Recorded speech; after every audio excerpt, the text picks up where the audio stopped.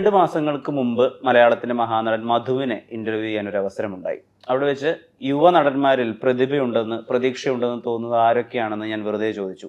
പലരുടെയും പേര് പറയുന്നതിന്റെ കൂട്ടത്തിൽ ഒരു പേര് മാത്രം എത്തിയപ്പോൾ അദ്ദേഹം ഒരു പ്രത്യേക എക്സ്പ്ലനേഷനാണ് പറഞ്ഞത്.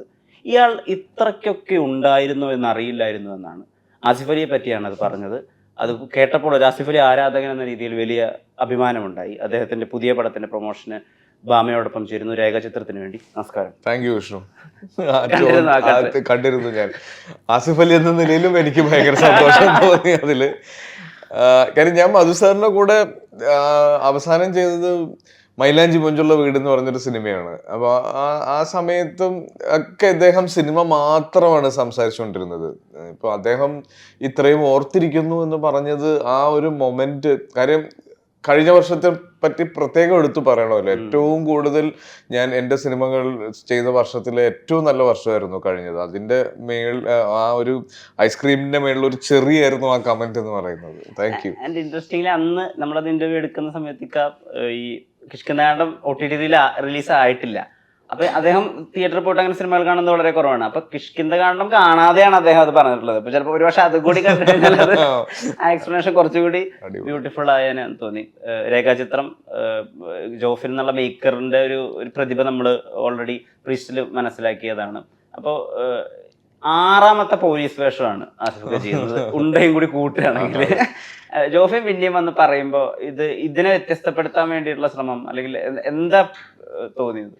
അല്ല, ഞാൻ ഇതിന്റെ ഇപ്പൊ ഒരു പോലീസ് വേഷം അല്ലെങ്കിൽ ഒരു പോലീസ് കഥ കേൾക്കുന്നുള്ള ഒരു ക്യൂരിയോസിറ്റിയിലേ അല്ല ഈ സിനിമയെ ഞാൻ അപ്രോച്ച് ചെയ്തിട്ടുള്ളത്.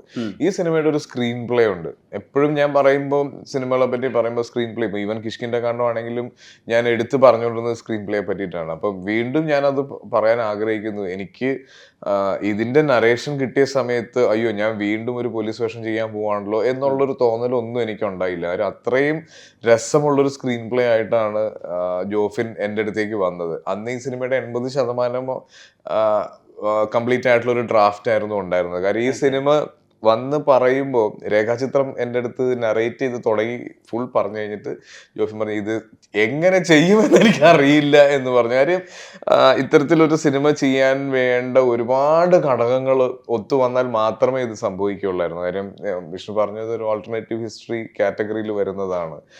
ഒരുപാട് പഴയ കാലഘട്ടം നമ്മൾ റീക്രിയേറ്റ് ചെയ്യണം. ഒരുപാട് സ്റ്റേജിങ് ഉണ്ട്, മെറ്റീരിയൽ കളക്ഷൻ ഉണ്ട്,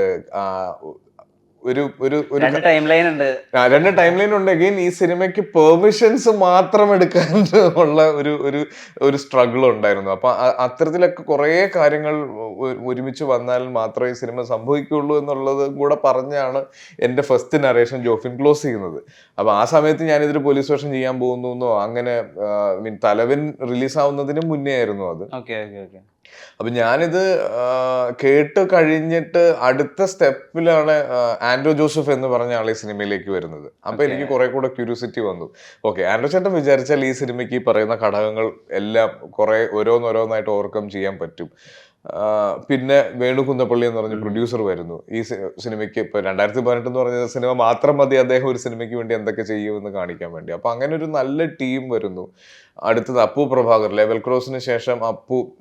കാരണം ജോഫിനൊരു കാര്യം ഈ സിനിമയുടെ മേക്കിങ്ങിൽ മൊത്തം നമ്മുടെ കൂടെ നിൽക്കുന്ന ഒരു ടീം വേണം. കാര്യം ഇതിൻ്റെ അകത്ത് ഒരുപാട് ട്രയൽ ആൻഡ് എറർ പ്രോസസ്സ് നടക്കാൻ സാധ്യതയുള്ളൊരു ഫിൽമിങ് പ്രോസസ് ഉണ്ട് ഇതിന്. അപ്പൊ അത് അങ്ങനത്തെ ഒരു ടീമിനെ ബിൽഡ് ചെയ്ത് കൊണ്ടുവരുന്നു. ഷമീർ ഓഫ് കോഴ്സ് ഇതിന്റെ സ്ക്രിപ്റ്റ് എഡിറ്റ് മുതൽ ഷമീർ ഉണ്ട് ഇതിൻ്റെ അകത്ത്. അപ്പൊ അങ്ങനെ ഓരോരുത്തരായിട്ട് വരുന്നു. പിന്നെ കാസ്റ്റിങ്ങിനെ പറ്റി സംസാരിക്കുന്നു. ഓരോരുത്തരായിട്ട് കാസ്റ്റിംഗിലേക്ക് വരുന്നു. അനശ്വരയുടെ കാസ്റ്റിംഗ് കുറച്ച് ക്രൂഷ്യൽ ആയിട്ടുള്ള ഒരു കാസ്റ്റിംഗ് ആണ്. മനോജ് ഏട്ടന്റെ കുറച്ച് ക്രൂഷ്യൽ ആയിട്ടുള്ളതാണ്. അപ്പൊ അങ്ങനെ ഓരോരുത്തരെ കൊണ്ടുവന്നു മനോജ് ഏട്ടൻ ഇതുവരെ കാണാത്തൊരു ലുക്കിലേക്ക് കൊണ്ടുവരാൻ ശ്രമിക്കുന്നു. നമ്മള് ബിഗ് ബിയിലൊക്കെ ഉണ്ടായിരുന്ന ഒരു റെഫറൻസിലേക്ക് അങ്ങനെ അദ്ദേഹം അത് അദ്ദേഹം സമ്മതിക്കുമോ എന്നുള്ളൊരു പേടി ഞങ്ങൾക്ക് ഉണ്ടാവുന്നു. അങ്ങനെ ഭയങ്കര രസമുള്ള ഒരു പ്രോസസ് ഈ സിനിമയ്ക്ക് പുറകിലുണ്ടായിരുന്നു. പിന്നെ പണ്ടുണ്ടായിരുന്ന പല ആളുകളുടെയും ലുക്ക് ലൈക്സിനെ കണ്ടുപിടിക്കുക എന്ന് പറഞ്ഞൊരു കാര്യം ഉണ്ടായിരുന്നു. അവരുടെ മക്കളെ വരെ അപ്രോച്ച് ചെയ്തിട്ടുണ്ട് സിനിമയ്ക്ക് വേണ്ടിട്ട്. അങ്ങനെ ഒരു സിനിമ ഇപ്പൊ എനിക്കൊന്ന് സിനിമയെ ഒരുപാട് മനസ്സിലാക്കുന്ന അല്ലെങ്കിൽ സിനിമയെ ഇഷ്ടപ്പെടുന്ന ആളുകൾക്ക് മുതൽ പണ്ട് സിനിമ കണ്ടിട്ടുള്ള ആളുകൾക്ക് വരെ ഈ സിനിമ റിലേറ്റ് ചെയ്യാൻ പറ്റും. അപ്പം ഒരു ഭയങ്കരമായ ഒരു സ്റ്റേജിങ് ഈ സിനിമയ്ക്കുണ്ട്. ഏറ്റവും ഇവന്റ്ഫുൾ ആയ പ്രീ പ്രൊഡക്ഷൻ ആയിരിക്കും.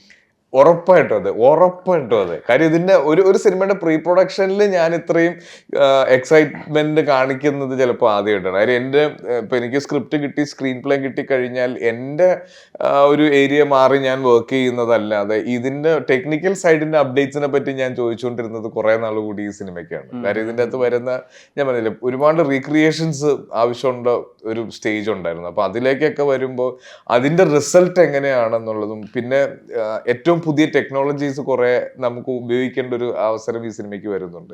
അപ്പൊ അതിന്റെ റിസൾട്ട് എന്താണെന്നുള്ള ക്യൂരിയോസിറ്റി ഒക്കെ ഉണ്ട്. ഞാൻ പറഞ്ഞില്ലേ, ജോഫിൻ ഇങ്ങനെ എന്നെ പല സമയത്തും എൻ്റെ അടുത്ത് അസിക്ക് അത്രയും പറയരുത് എന്ന് എന്നോട് പറയുന്നുണ്ട്. പക്ഷെ ഞാൻ ഭയങ്കര ക്യൂരിയസ് ആണ് ഈ സിനിമയുടെ ഇതിനെ തിയേറ്ററിൽ കാണാനായിട്ട്.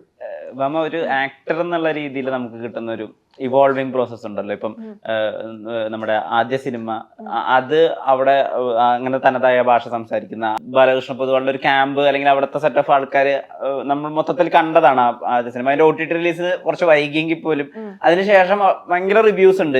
ഇത് കുറച്ചും കൂടി ആളുകൾ സെലിബ്രേറ്റ് ചെയ്യേണ്ടതാണല്ലോ. ആ സിനിമ വിജയിച്ചിട്ടുണ്ട്, എന്നാൽ പോലും ബസൂക്ക ചെയ്യുന്നു, ഏകചിത്രത്തിലേക്ക് വരുന്നു. ഇവിടെ കാര്യങ്ങൾ വരുമ്പോൾ കേരളം മൊത്തം ചർച്ച ചെയ്തിട്ടോ അറിഞ്ഞിട്ടുള്ള സംഭവത്തിന്റെ വേറൊരു ഡെപ്പിക്ഷൻ ആണ്. എല്ലാവർക്കും വളരെ പ്രതീക്ഷയുണ്ട്, എന്നാൽ ഒരു സാധനവും പുറത്തു വിടാത്ത പ്രത്യേകതകളുണ്ട് ഈ സിനിമയുടെ അകത്ത്. രേഖാചിത്രത്തില് എന്തൊക്കെ മാറ്റങ്ങൾ ഉണ്ടായിരുന്നു? രേഖാചിത്രത്തിന് ഈ മുന്നേ ചെയ്ത സിനിമകളുടെ ക്യാമ്പിങ്ങുമായിട്ട് ഈ പറഞ്ഞ പോലെ പ്രീ പ്രൊഡക്ഷൻ സംഭവങ്ങളൊന്നും ഞാൻ ഉണ്ടായിരുന്നില്ല. അത് ഇങ്ങനത്തെ ഒരു സംഭവം എനിക്ക് അറിയില്ലായിരുന്നു ആ സമയത്ത്. പിന്നെ എനിക്ക് ഇങ്ങനെ ഒരു കോള് വന്ന് കാസ്റ്റ് ആയി ഫൈനലൈസ്ഡ് ആയതിനു ശേഷം മാത്രമാണ് ഈ സ്ക്രിപ്റ്റും പരിപാടികളും സംഭവങ്ങളും ഒക്കെ തന്നത്. അപ്പൊ അതിന് മുന്നേ ഉള്ളൊരു സംഭവം അല്ലാതെ അതിൽ ആ ഒരു പ്രോസസ്സിൽ ആ ഒരു ഇൻവോൾവ്മെന്റ് എൻ്റെത് വളരെ കുറവായിരുന്നു. അതുകൊണ്ട് എനിക്ക് അതിനെപ്പറ്റി ആധികാരികമായിട്ട് പറയാൻ അത്രയൊന്നും അറിയില്ല. ഈ മുഴുവൻ കഥ പറയില്ല, ചില പ്രധാന കഥാപാത്രങ്ങളോട് അല്ലാതെ മുഴുവൻ കഥ പറയാത്തൊരവസ്ഥയുണ്ട്. അതായത് നിങ്ങളുടെ പോർഷൻസ് മാത്രം അറിയുന്നതാണ് നല്ലത്, കഥാപാത്രത്തിന്റെ ക്യൂരിയോസിറ്റി മെയിൻറ്റെയിൻ ചെയ്യാനും അതുപോലെ മൊത്തത്തിലുള്ള ഫിൽമിങ്ങിനും അതാണ് നല്ലത്. രേഖാചിത്രത്തിന് മുഴുവനും അറിയുന്നു. എനിക്കോ? അറിയാം, മുഴുവനും അറിയാം. മൊത്തം നറേറ്റ് തന്നിട്ടുണ്ടായിരുന്നു, പറഞ്ഞു തന്നിട്ടുണ്ടായിരുന്നു. കാരണം എന്നാലും സംഭവം മനസ്സിലാക്കി ചെയ്യാൻ പറ്റുമോ? അങ്ങനെയല്ല, ഈ പറഞ്ഞ പോലെ ക്യൂരിയോസിറ്റി മെയിൻറ്റെയിൻ ചെയ്ത് അങ്ങനത്തെ പരിപാടികൾ ഉണ്ടാവുമായിരിക്കും. പക്ഷെ ജോഫിനെല്ലാം പറഞ്ഞു തന്നിട്ടുണ്ടായിരുന്നു, പ്രിസൈസ്ലി വേണ്ട കാര്യങ്ങൾ മൊത്തം പറഞ്ഞു തന്നിട്ടുണ്ടായിരുന്നു. ഇങ്ങനെയാണ് സംഭവങ്ങൾ, അങ്ങനെയുള്ളൊരു ക്ലിയർ ഇൻഫർമേഷൻ തന്നിട്ടുണ്ടായിരുന്നു. അസിക, ഈ പോയ വർഷത്തിൽ മികച്ച സിനിമകൾ എന്നൊക്കെ പറഞ്ഞിട്ട് മലയാളത്തിലല്ല ഓൾ ഇന്ത്യ ലെവലിൽ തിരഞ്ഞെടുക്കുന്ന സിനിമകളിലൊക്കെയാണ് വരുന്ന സിനിമകളാണ് തലവനും കിഷ്കിന്ധാകാണ്ഡവും. അനുപമ ചോപ്രയുടെ പ്രധാനപ്പെട്ട ലിസ്റ്റിൽ കിഷ്കിന്ധാകാണ്ഡം ഉണ്ട്.